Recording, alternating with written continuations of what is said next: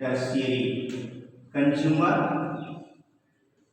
Tertiary consumer का मतलब तृतीय श्रेणी के उपभोक्ता, जो द्वितीय श्रेणी के उपभोक्ताओं का भक्षण करते हैं, वो क्या कहलाते हैं? तृतीय श्रेणी के उपभोक्ता या टर्शियरी कंज्यूमर। जैसे सांप को आप देखेंगे।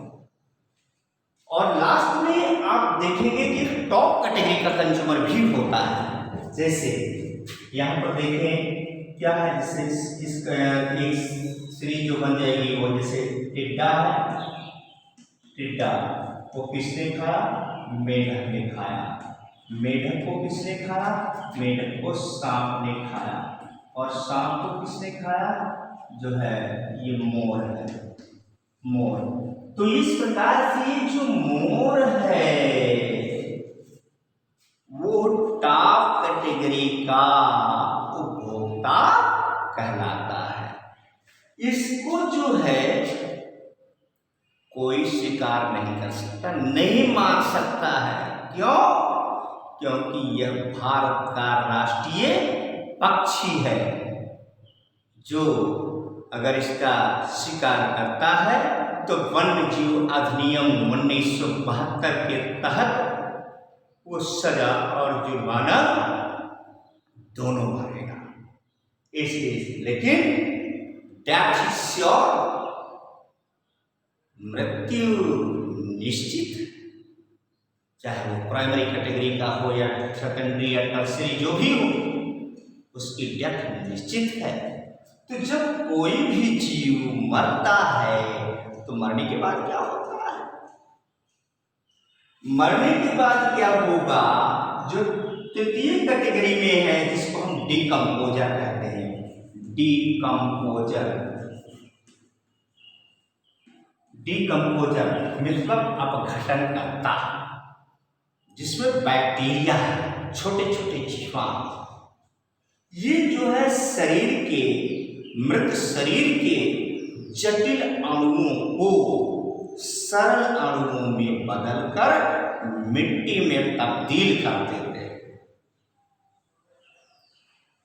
तो इस प्रकार से भोजन स्टाइल ग्रहण करने की जो स्टाइल है, इस स्टाइल के आधार पर ये इस प्रकार से हम इसको कैटेगराइज करते हैं, जिसमें producer, consumer and decomposer. Clear? अब आपसे एक प्रश्न जो कि बहुत ही इंपॉर्टेंट है पूछा जाता है कि जो है सिद्ध कीजिए कि सजीव एक खुला तंत्र है, ओपन सिस्टम है। ओपन सिस्टम है। A living being is an open system. ये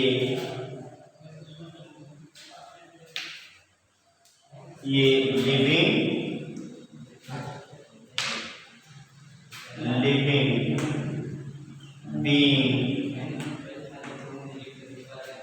is an open system.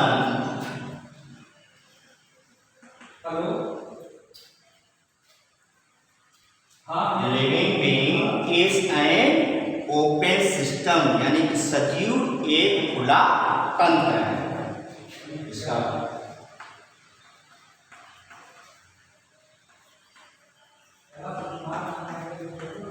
ये सजीव एक खुला तंत्र है। ये जो है आपसे प्रश्न किया जाता है इसको, यानी कि living being is an open system. तो इसमें आप देखें क्या है, इसका आंसर आप देखें। जो लिविंग बीइंग है, सजीव है, लिविंग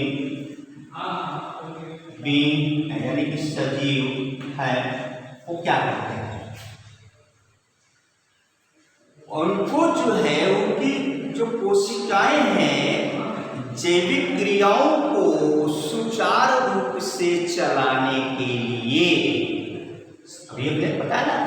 कि सभी सजीवों को अपनी जैविक क्रियाओं को सुचारू रूप से चलाने के लिए भोजन की आवश्यकता होती है। किसकी आवश्यकता होगी? भोजन की आवश्यकता होगी। भोजन क्यों आवश्यक है? भोजन से क्या मिलेगा? भोजन से आपको एनर्जी मिलेगी। क्या मिलेगी? एनर्जी। एनर्जी मीन्स ऊर्जा मिलेगी। और ये ऊर्जा क्या काम करेगा? ये ऊर्जा जो है दो दिशाओं में काम करता है। ये ऊर्जा दो दिशाओं में काम करता है। एक तो जो है आपके सेल्स के जो है क्रियाओं को चलाने के लिए, और दूसरा आपकी बॉडी ऑर्गेनाइजेशन के लिए, यानी कि शारीरिक संगठन के लिए, ऑर्गेनाइजेशन के लिए चलती है, कार्य करेगी। तो इस प्रकार से जो ऊर्जा है एक तरह से क्या होगी? वो ऊर्जा आती तो यानी कि एनर्जी और एक तो पदार्थ यानी कि ऊर्जा। ये ऊर्जा है और ये सब्सटेंस पदार्थ। ये क्या है? इनका इनपुट, ये इनपुट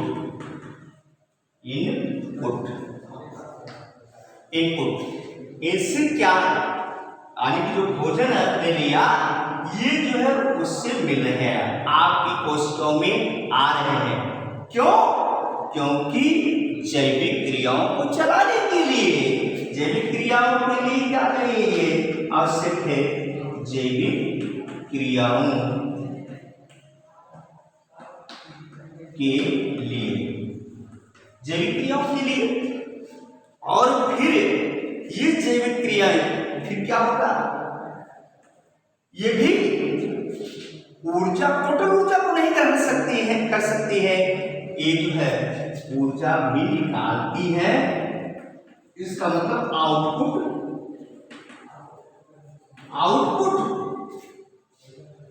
ये आउटपुट किस रूप में ऊर्जा का होता है?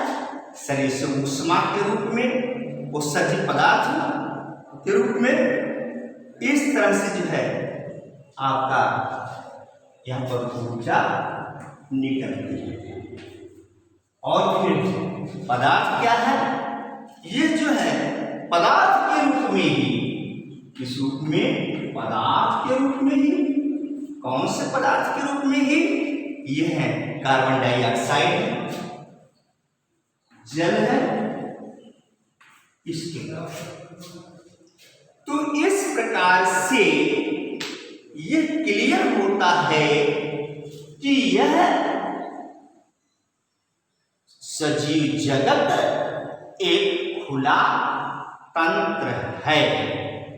क्लियर? अब इसी के साथ एक बात और आती है, आपको संक्षिप्त में जान ले, इसका उत्तर हो गया। दूसरा आपसे प्रश्न पूछा जाता है होम्योस्टैसिस पर टिप्पणी लिखिए। होम्योस्टैसिस पर टिप्पणी आपसे पूछा जाता है। तो होम्योस्टैसिस क्या होता है कि जब आप देखेंगे input, rate of input and rate of output, rate of input और रेट ऑफ आउटपुट, ये दोनों स्थिर हो, बराबर हो, तो इसे स्टेडी स्टेट यानी कि स्थिर अवस्था कहा जाता है, कहलाती है। तो जीवों में इसके लिए सेल्फ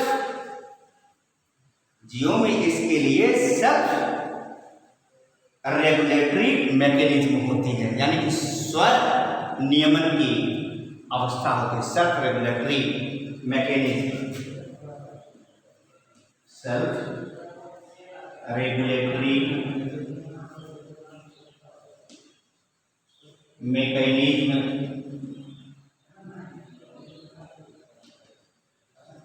होती है, यानी कि स्व नियमन की कंडीशन पाई जाती है, यानी कि जिससे वो साम्य अवस्था में बने रहते हैं।